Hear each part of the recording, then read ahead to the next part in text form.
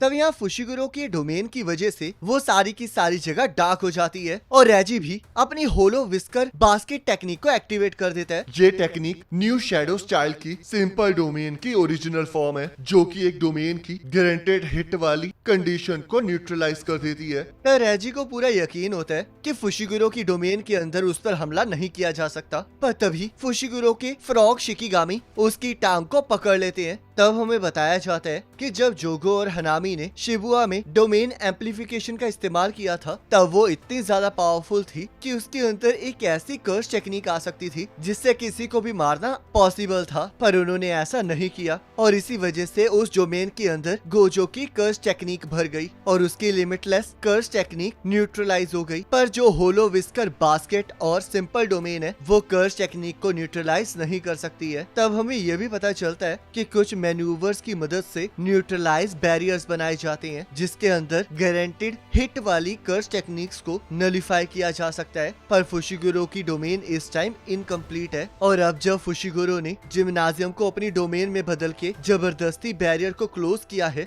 तो उस बैरियर के अंदर कोई भी गारंटेड हिट वाली टेक्निक नहीं है, जिसका मतलब फुशिगुरो की मेरा शैडो गार्डन सिर्फ उसकी 10 शैडो टेक्निक्स और उसके पोटेंशियल को 120% तक बढ़ाने के लिए है। और इसी इम्परफेक्शन से रेजी चौंक गया है। क्या हो गया, अब तुम खुश नहीं हो रहे हो? ओए लड़के, ये मत सोचो कि तुम जीत चुके हो। तो फुशिगुरो लगातार रेजी के ऊपर हमला करना स्टार्ट कर देता है और रेजी अपने चाकुओं की मदद से फुशिगुरो के फ्रॉग शिकिगामे की जीभों को काट देता है, जिससे कि वो उनसे आजाद हो जाता है और अपनी तलवार को बाहर निकाल लेता है। पर तभी फुशिगुरो उसे उठाकर नीचे पटक देता है और उसके ऊपर तलवार से हमला कर देता है, पर रेजी उसकी तलवार को रोक लेता है और तभी दूसरा फुशिगुरो आकर उसे कोनी मारता है। अब मुझे समझ में आ गया है कि इसके क्लोन्स और शिकिगामीज मुझे मारने से पहले फिजिकल फॉर्म ले लेते हैं, तो इसका मतलब इस बैरियर के अंदर गारंटेड हिट जैसा कुछ भी नहीं है। इसके अंदर कर्स टेक्निक के फंक्शन इंक्रीज हो गए हैं, जिस वजह से ये डोमेन बहुत कमाल की हो गई है और एक गारंटेड हिट वाली डोमेन से बहुत ज्यादा खतरनाक है।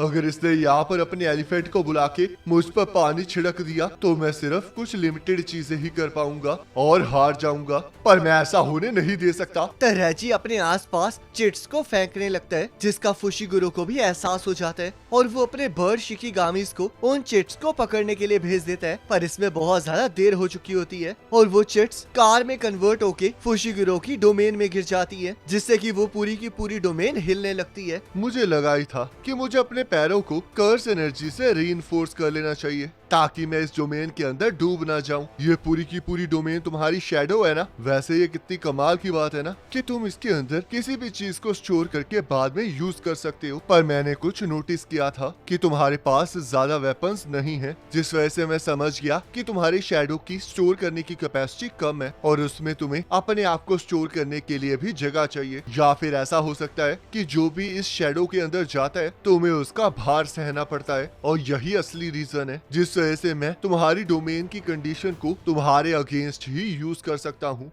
तुम्हारा वेट इस टाइम 2.4 टन के इक्वल है और लगता है तुम्हारे क्लोन्स उसे हैंडल नहीं कर सकते हैं। शायद तुम अभी भी अपने शिकिगामीज को बाहर ला सकते हो, पर मैं फिर भी इन चीजों को तुम पर तब तक फेंकता जाऊंगा जब तक कि तुम अपने वेट के नीचे दब नहीं जाते। तुमने अभी भी एक चीज मिस कर दी है और वो ये है कि ये डोमेन अभी भी इनकम्प्लीट है, जिस वजह से तुम्हारे ऊपर भी एक शैडो है। तब फुशिगुरो रेजी के ऊपर मैक्स एलिफेंट को फेंक देता है। तो चलो देखते हैं रेजी कि हम में से कौन पहले क्रश होता है। तब हमें बताया जाता है कि फुशिगुरो ने अपने ब्लड फ्लो को नॉर्मल रखने के लिए अपने आप को नीचे झुका दिया है और वो कर्स एनर्जी की मदद से अपने आप को रीइंफोर्स कर रहा है। और दूसरी तरफ फुशिगुरो की डोमेन की वजह से उसकी कर्स टेक्निक की प्रिसीजन बढ़ चुकी है, जिस वजह से मैक्स एलिफेंट का वेट भी बढ़ चुका है और उसके वेट की वजह से रेजी के हील की बोन फ्रैक्चर हो चुकी है और अब बहुत जल्द इन दोनों में से कोई एक क्रश होके मरने वाला है। मैंने सब कुछ गड़बड़ करती है। अगर मैंने ट्रक्स को बचा कर रखा होता तो मैं अब तक जीत चुका होता, पर आखिरकार अब मैं क्या करूं? करूं? इसने मुझे पानी से भिगा दिया है, पर अभी भी मेरे पास एक हुक्म का इक्का बाकी है, जिस वजह से मैं शैडो के अंदर एंटर करके अंदर से अपने हुक्म के इक्के को रिक्रिएट कर सकता हूं, जिससे कि फुशिगुरो के ऊपर और ज्यादा वेट आ जाएगा। पर रुको जरा, इसने अभी भी अपने डोमेन को कैंसिल नहीं किया है, जिसका मतलब जो भी चीज इस शैडो के अंदर गिरती है वो शायद अंदर ही फंसी रह जाती है। तो इसका मतलब अगर ये मेरे ज्यादा वेट बढ़ाने की वजह से मर गया तो क्या मुझे अपनी पूरी जिंदगी इस शैडो के अंदर कैद होकर बितानी पड़ेगी? आखिरकार अंदर सब कुछ कैसा होगा? क्या ये एक लिक्विड के तरह होगा जिसके अंदर मैं सांस भी नहीं ले पाऊंगा, या फिर मैं सरफेस पर तैरता रहूंगा? इसके अंदर जाना बहुत ज्यादा रिस्की है, जिस वजह से मुझे इस वेट को सहते हुए अपने हुक्म के इक्के को इस्तेमाल करना होगा। तो रैजी अपनी चिट से अपनी रिक्रिएशन टेक्निक को एक्टिवेट करने लगता है, पर तभी वो शैडो के अंदर घुस जाता है जहाँ पर वो सांस भी नहीं ले पा रहा होता और वो बस गिरता ही जा रहा होता है, जिस वजह से वो बेहोश होने लगता है। मैं अभी भी इस डोमेन को डिसमिस नहीं कर सकता, क्योंकि मुझे तब तक इंतजार करना पड़ेगा जब तक ये मर नहीं जाता। पर तभी हम देखते हैं रैजी एक कार की मदद से वापस ऊपर आ जाता है, जिसे देखकर फुशिगुरो भी हैरान हो जाता है। जिन चीजों को मैं रिक्रिएट करता हूँ वो मेरी कमांड पूरी करने के बाद गायब हो जाती हैं, और मैं नहीं चाहता था कि ये कार्स कहीं गायब हो, जिस वजह से मैंने इन्हें कोई कमांड नहीं दी, और अब इसी की वजह से मैं इन्हें कमांड देके फिर से अपने आप को ऊपर ला पाया। और अब जब ये कार गायब हो गई है तो तुम्हारे ऊपर भी इसका वजन नहीं रहा है, पर मुझे इस बात की खुशी है कि मैं बच गया हूँ। मैं ये एडमिट करता हूँ कि तुम ताकतवर हो, पर मैं तुम्हें बता दूं कि मैं तुमसे ज्यादा ताकतवर हूँ। तो रैजी अपने हुक्म के इक्के का इस्तेमाल करके वहाँ पर एक पूरे के पूरे घर को बुला लेता है, जिसका वेट 30 टन के बराबर होता है, और वो इसके जरिए फुशिगुरो को पूरी तरह से मारना चाह रहा होता है। पर तभी अचानक से वो लोग पानी के अंदर चले जाते हैं। आखिरकार ये क्या हुआ? क्या मैं दोबारा से शैडो के अंदर घुस गया? पर नहीं, ये तो असली पानी है। आखिरकार मुझे इतना हैवी महसूस क्यों हो रहा है? क्या ये लड़का मेरा गला घोट रहा है? आखिरकार ये इतना ज्यादा स्ट्रॉन्ग कैसे है? नहीं, ये इस वजह से है क्योंकि इसकी शैडो के अंदर अभी भी वो 2 कारें हैं, जिस वजह से इसका वेट बढ़ गया है। इस टाइम तो मैं सच में डूब रहा हूँ, जिस वजह से अब मुझे अपने रिक्रिएशन टेक्निक को हटाना ही पड़ेगा। तो रैजी की टेक्निक खत्म होते ही वो दोनों पानी के बाहर आ जाते हैं, और रैजी को पता चलता है कि वो जिम्नाजियम के बेसमेंट लेवल पर है, जहाँ पर नीचे एक पूल है। तो इसका मतलब जब मैंने इसके ऊपर घर फेंका था तब इसने अपनी शैडो में घुस के अपनी डोमेन को खत्म कर दिया था, जिस वजह से फर्स्ट फ्लोर के नीचे की जमीन टूट गई और हम लोग नीचे पूल में आ गिरे। पर आखिरकार ये उस वेट के साथ भी कैसे मूव कर पा रहा था? तो अब तुम्हारी चिट्स गीली हो चुकी हैं, जिस वजह से वो अब किसी काम की नहीं है। चाहे मेरी चिट्स गीली हैं, पर उनके ऊपर लिखा हुआ इतनी जल्दी नहीं मिटेगा। पर मेरी टेक्निक के लिए मुझे अपनी कर्स एनर्जी से चिट्स को बर्न करना होता है, जो कि इस टाइम पॉसिबल नहीं है। इसके पास अभी मुझ पर हमला करने का मौका था, पर डोमेन की वजह से ये थक चुका था, जिस वजह से ये इस टाइम अपनी कर्स एनर्जी को रिचार्ज कर रहा है। तुम भी इस टाइम कुछ नहीं कर सकते, क्योंकि तुम अपने शिकिगामीज को यूज नहीं कर सकते। जिसका मतलब हमारे पास अब एक ही चारा है कि हमें अब हैंड टू हैंड कॉम्बैट करना पड़ेगा।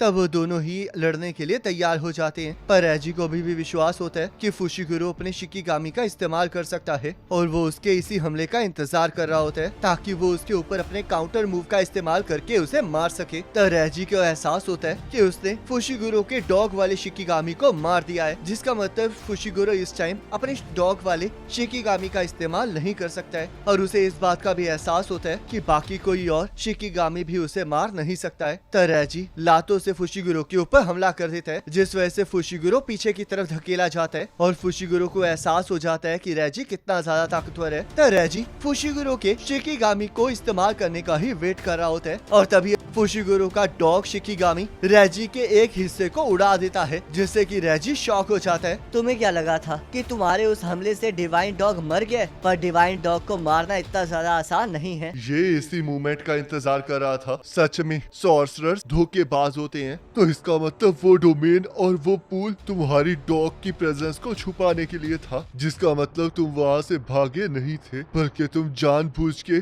मुझे इस जिम में लाए हो। मुझे यकीन नहीं हो रहा कि एक मॉडर्न डे सॉर्सरर, और बच्चे ने मुझे बेवकूफ बना दिया है। मेरी बर्ड शिकीगामी मुझे ज्यादा दूर तक लेकर नहीं जा सकती, जिस वजह से मैं तुमसे बचकर भाग ही नहीं सकता था। तो फिर आखिरकार तुम्हारा मास्टर टेंगन के साथ क्या रिश्ता है? टेंगन? अरे हाँ, वो सर्टेन पर्सन तो अभी भी जिंदा होगी ना। बस बहुत हो गया। रेजी ने कहा था कि मास्टर टेंगन कलिंग गेम के ऑब्जेक्टिव के बारे में झूठ कह रही थी, जिस वजह से मुझे इस पॉसिबिलिटी पर भी गौर करना चाहिए कि शायद मास्टर टेंगन कंजैकू के साथ मिली हुई हो। पर रेजी के इस रिएक्शन से मुझे लगता है कि ऐसा कुछ भी नहीं है। तब रेजी कोगानी को कहकर फुशिगुरो को अपने सारे पॉइंट्स दे देता है, जिस वजह से फुशिगुरो को रेजी के 41 पॉइंट्स मिल जाते हैं। अब आखिरकार तुमने ऐसा क्यों किया? ये सुनकर तुम खुश नहीं लग रहे हो। इससे बस ऐसे समझ लो कि मैंने मरने से पहले एक अच्छा काम किया है। केंजैकू और मैं ज्यादा क्लोज नहीं थे, बल्कि मैं तो बस एक स्पेक्टेटर हूँ, और मुझे लगता है कि इस तरह और भी ज्यादा मजा आने वाला है।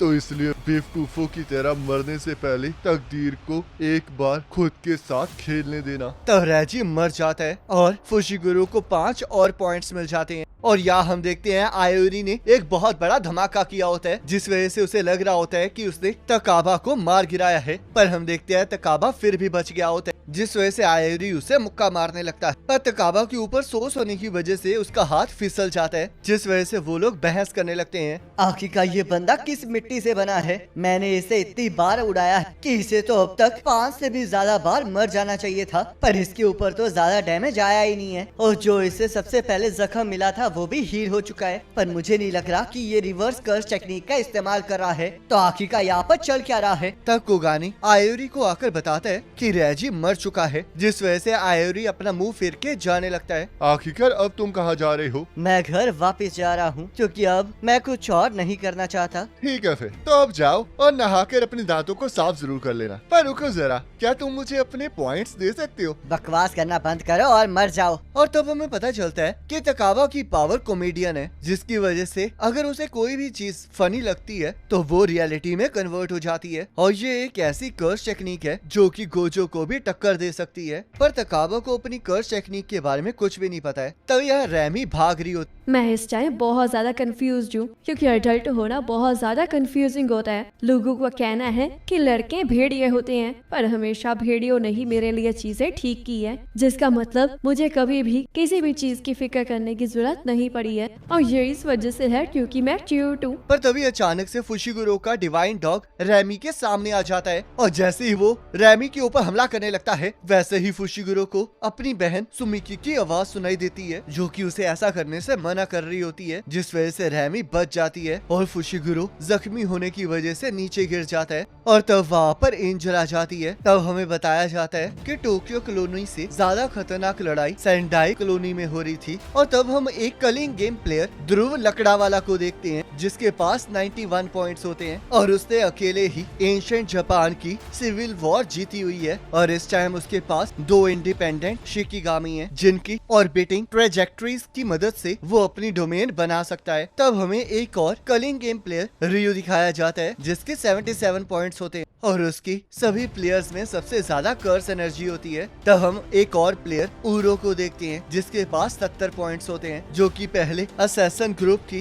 कैप्टन थी, और उसकी स्क्वाड का नाम the sun moon and star squad था। और अब वो अपनी कर्स टेक्निक की मदद से स्काई को कंट्रोल कर सकती है। तब हम एक और प्लेयर कुरोरोशी को देखते हैं, जिसके पास 54 पॉइंट्स होते हैं, और वो एक कॉकरोच कर्स स्पिरिट होती है, जिसे केंजाकू ने कर्स स्पिरिट मैनिपुलेशन से फ्री किया होता है। और अब वो एक स्पेशल ग्रेड कर्स बन गई होती है, और तब तक छुपी हुई होती है जब तक कोई सर्टेन कंडीशंस गायब नहीं हो जाती। और इन चारों प्लेयर्स ने अपनी कॉन्फ्लिक्टिंग एबिलिटीज और कॉम्प्लेक्स नेचर्स की वजह से कोई भी अलायंस फॉर्म नहीं की है, जिस वजह से वो सभी लोग अकेले हैं। और हम देखते हैं इस वजह से यूटा ने ध्रुव को मार दिया होता है, और अब उसके पास 35 पॉइंट्स हो चुके होते हैं। और इसी के साथ ये पार्ट कंप्लीट हो जाता है। अब नेक्स्ट पार्ट का लिंक आपके स्क्रीन पर आ रहा होगा, उस पर क्लिक करके अगले पार्ट को देख सकते हैं।